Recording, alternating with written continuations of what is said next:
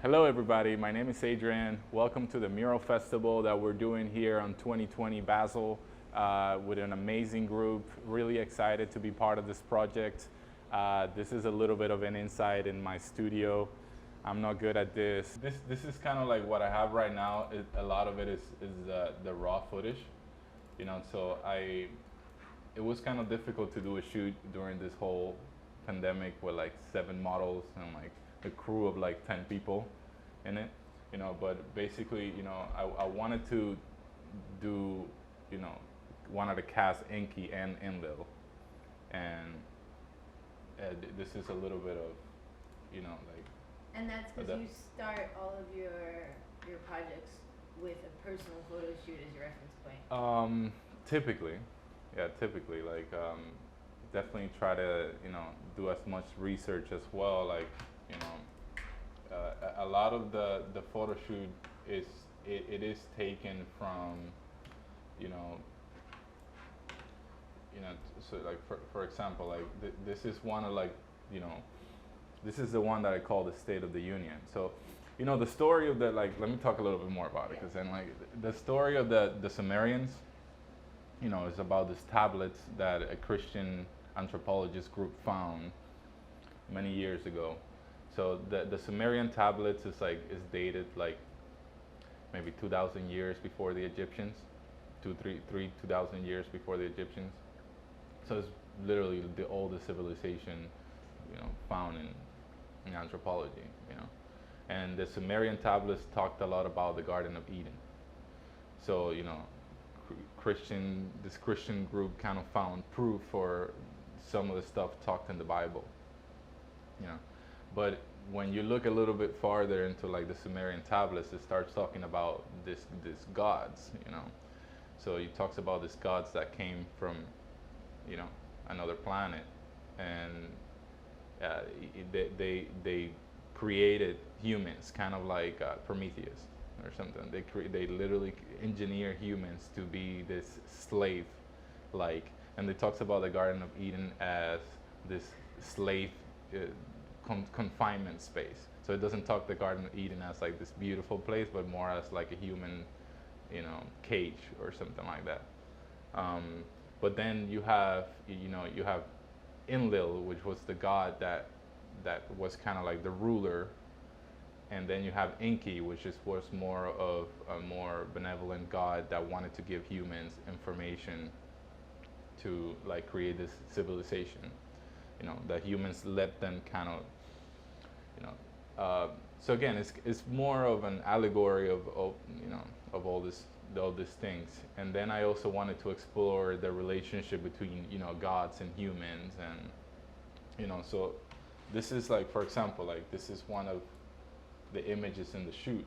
So you have this gods kind of stabbing this women, and then I kind of taken a lot from like historical paintings and stuff like that. So I'm working with this with Julieta, which is an amazing photographer. Like I'll show you her work. So I'm working with the photographer. I'm posing the models. Then we like have other people helping us out. Like for example, like, yeah. So this is kind of like all the raw footage of what I was doing.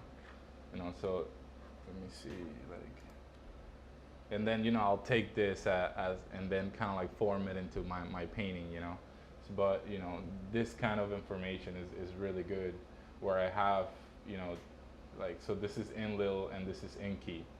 I'm sorry, this is Enlil and this is Enki. So there's this whole battle between the two gods, and then I'll take it and do something, kind of something probably that I'm preparing for painting is something more like. Something more like that, and then I'll add my geometry and stuff. So the idea is always like having these gods that are coming down from another realm or somewhere else, like, and then they're bringing down these bubbles of information, and the humans at the bottom are suffering from this information. Anything that we give value to that doesn't really have any value, So the federal government. Like the economy, like that's why I like putting the tulip inside the bubbles. The tulip like represented the first like market crash in the 1500s.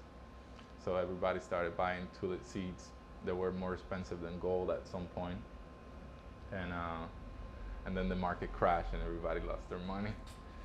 So again, how do you get this value to this flower and then the suffering from it? So the Sumerians talk about, actually the Gnostics talk about too, about these gods, and they talk about this god as the Christian God.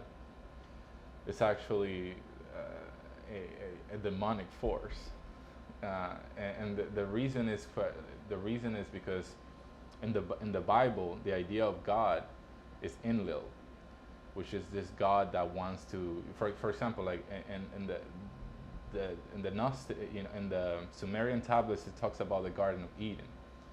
And the Garden of Eden, you have Adam and Eve, and you have the apple, and then you have once Eve is trying to get to the apple, and then you have God that comes down and punishes them and banishes them.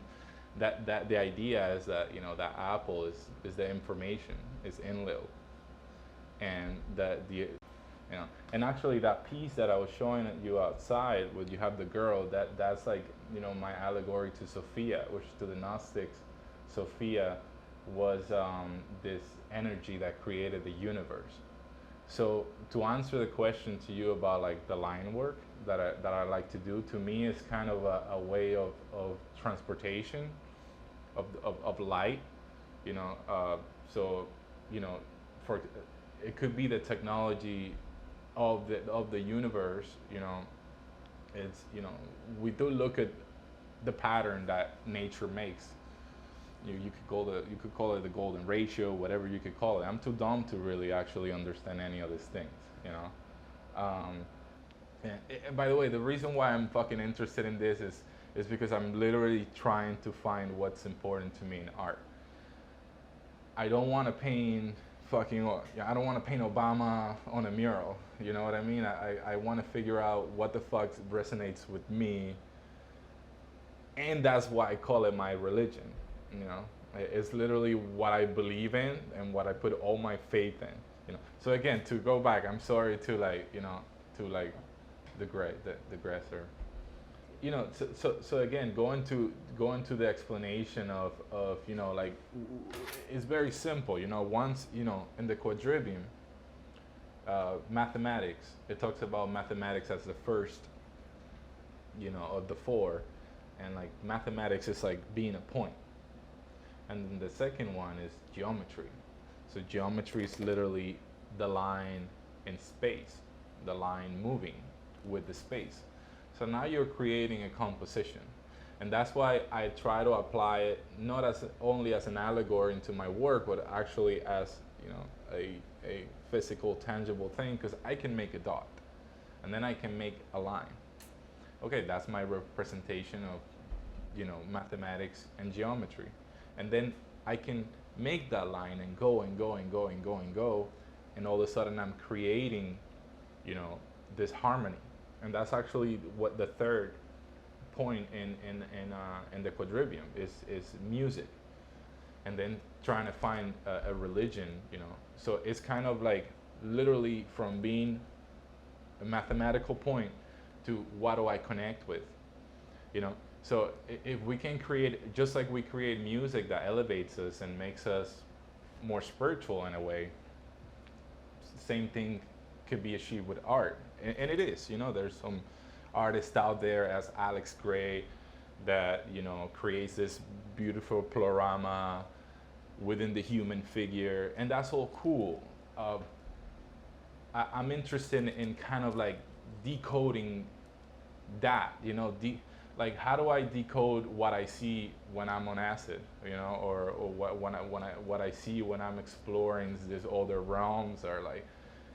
So that again, that's kind of what this series is about. The series is about, my relationship to these higher beings. I objectively I use transgenders figures and as the gods. So if you know,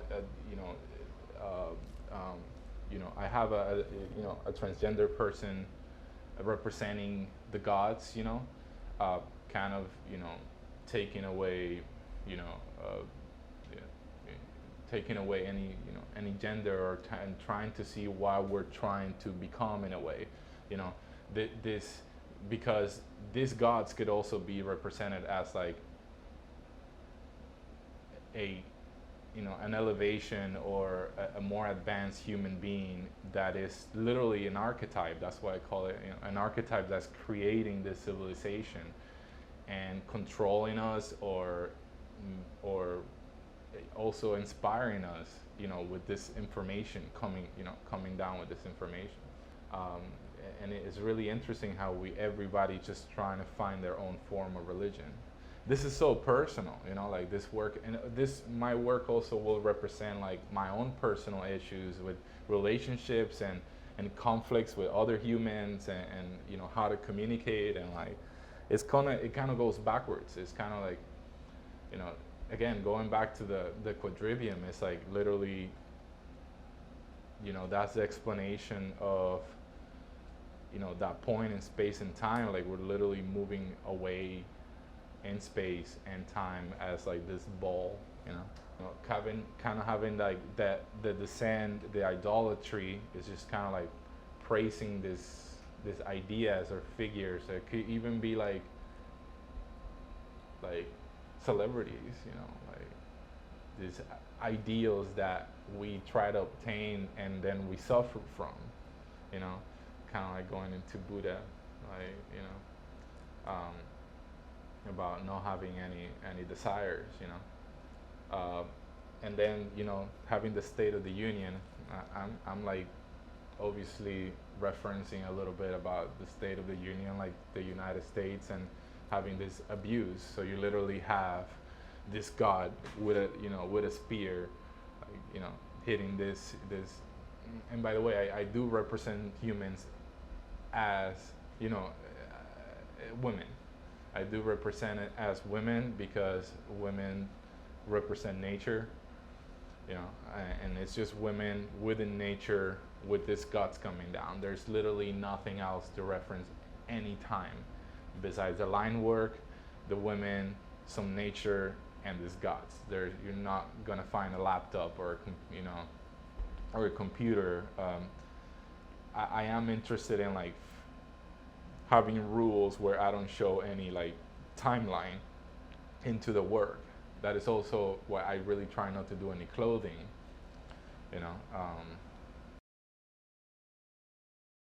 I'm an immigrant kid from Cuba, where miseducation or it's kind of like the thing, is the rule. Um, Having the opportunity to come here and go to school, have institutions as New World, when at the time New World was a very inspiring school, it still is. It's just, it goes into like defunding art is not a good idea, which has been happening, especially in Florida, Yeah, having the opportunity to have an education and then go to schools like as Art Center in California, and like, getting the money to go, getting the scholarship to go, yeah, 100%. Like, yeah.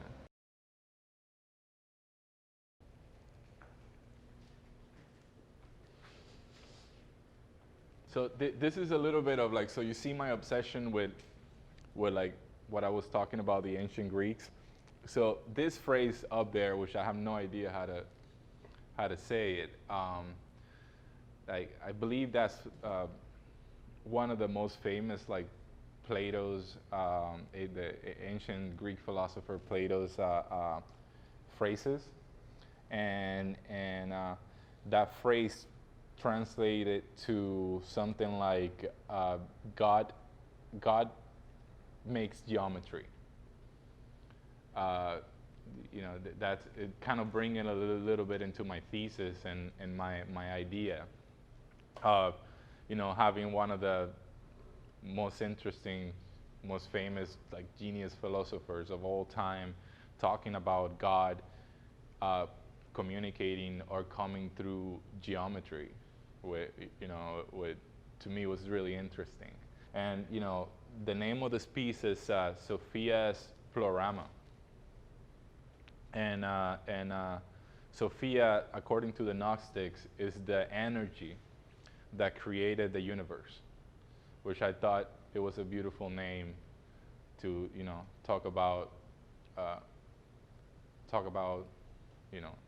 my piece. I am doing that exploration of just taking a simple dot and just dividing the page in four, just having the simple idea of dividing the page in four and then continuing dividing the page, continue till I get a harmony that then I can include the human body, include the representation of this vessel that we're in. That's the reason why to me it's so important to do figurative artwork. Figurative artwork through history is obviously the most explored type of art. But having the human figure within the points of that geometry, going back to the phrases, it's just an exploration of that. It's very simple. And then having a connection between these chakras and the planets. So you have, I'm still working. I got to add my symbols in here. But you have the sun, then you have a couple of planets. You have the Earth, and you have Jupiter, and all the way down and all the way to like Pluto. And definitely try. So it's literally Sophia creating the universe that the solar system that we're in within this grid. So it's just a representation of that. The process of